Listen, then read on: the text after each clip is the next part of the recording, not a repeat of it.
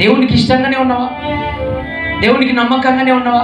నా కుటుంబం ఇట్లా అయిపోయిందని అంటున్నావే తప్ప నేను మోకాలు ఉంచాలని ఆలోచన ఏ రోజున వచ్చిందా నీకు? నా భర్త త్రాగుబోతుడు ఎందుకు మారతలేడని చెప్పేసి ఇంట్లోనే గుద్ది అక్కడ పెడుతున్నావే, కానీ ఏ రోజున మోకాలు ఉంచి దేవుడిని అడిగినావా? ఏ రోజున మందిరంలో ఉపవాస ప్రార్థనలో నీవు ఉన్నవా?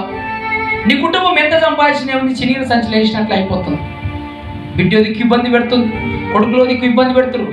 కానీ విగ్రహాల జోలికి వెళ్ళొద్దని యేసు గురించి దేవుడు స్పష్టంగా మామూలుగా క్లియర్గా చెప్పిన మాట అది విరోధమా కాదా?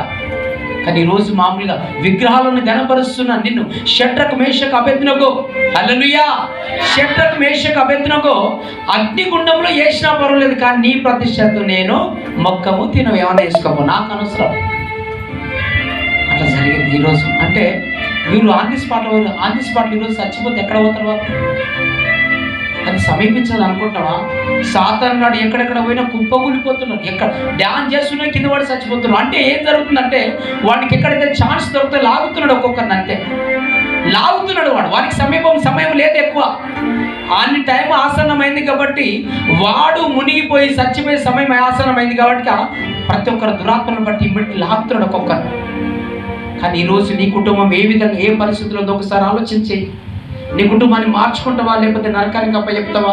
నీ భర్తలను మార్చుకుంటావా, నీ నరకానికి అప్పచెప్తారా?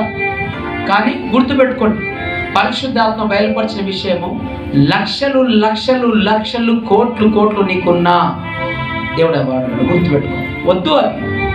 నేను లేక కష్టం చేయకుండా మీరు సపరేట్ ఇంటికాడ కూర్చొని ఉన్నామని అనలే. నేను సోమవారం నుంచి శనివారం దాకా పని చేసుకోమని దేవుడే చెప్పాడు. ఆదివారం దిన విశ్రాంతి దిన నా మందిరంలోకి వచ్చి దేవుని మహిమపరచమన్నాడు. నీ కుటుంబంలో ఈరోజు ఇంకా శాపం అనుభవిస్తున్న ముఖ్య కారణం ఏంటిదంటే దేవునికి కృతజ్ఞత లేకపోవడమే.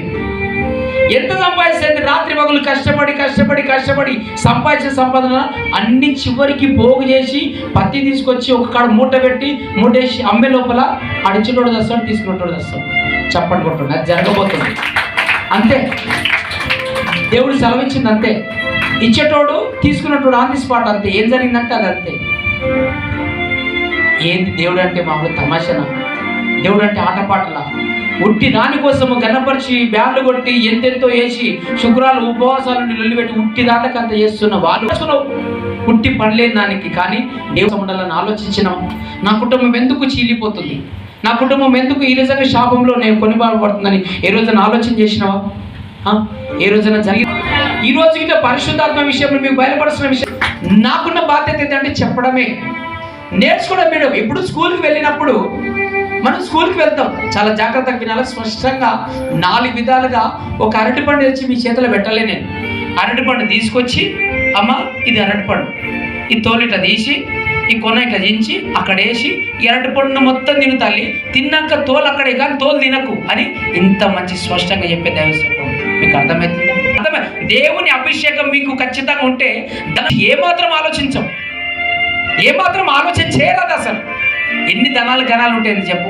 ఇప్పుడు ఆమెకున్న రోగం, ఆమె మాంత్రికుడు మామూలుగా గర్భఫలం లేకుండా నేను మామూలుగా చంపేస్తాను చెప్పింది. తర్వాత మామూలుగా ఆయన పరిచయ విషయంలో నేను ఇబ్బంది పెడతా ఆయన చంపేస్తాను చెప్పింది. పుసుకుని చంపేస్తే ఏం కావాలి? ఇప్పుడు ఆమెకు వచ్చి నేను డిమాండ్ చేసిన తల్లి జరిగితే ఆమె జరగదా? రేపటి దినాన్ని నా పరిస్థితి బాగాలేక ఎవరు కడుకోతుందో చెప్పలేము. కానీ ఈ దినము నాదే అని అనుకుంటే తప్పు. అది ఈ దినము నాదే అని నేను ఎవరు అనుకోవద్దు. ఇప్పుడు నేను ఎగిసిపడి మాట్లాడుతున్నా, నేను మాటలు బట్టి ఇప్పటికి ఉంటా, నేను శ్వాసంగా ఇట్లా ఉంటా అనుకోవడం తప్పు. ఎందుకోసం అంటే పండాకు రాలుతుంటే పసరాకు నవ్వుతుందంట. ముసలిలో నుంచి షీ అని మనం ఆలోచన చేస్తాం, చూసినా అది అవ్వాల్సిందే, ఆ పరిస్థితి నీకు రావాల్సిందే. కాబట్టి ఇదంతా నలిగిపోయిన ఆశ ఏంటిదంటే సంగమా గుర్తుపెట్టుకోండి, ప్రతి శుక్రవారం మిస్ అయిన వాళ్ళు చేతి ఆ ఒక్కరు రాకపోయినా దేవునికి స్తుతిస్తాను. దేవుడు అక్కడ సమీప వరకు నేను వెళ్తా ఆయన దగ్గరికి. నా మీద నాకు నమ్మకం.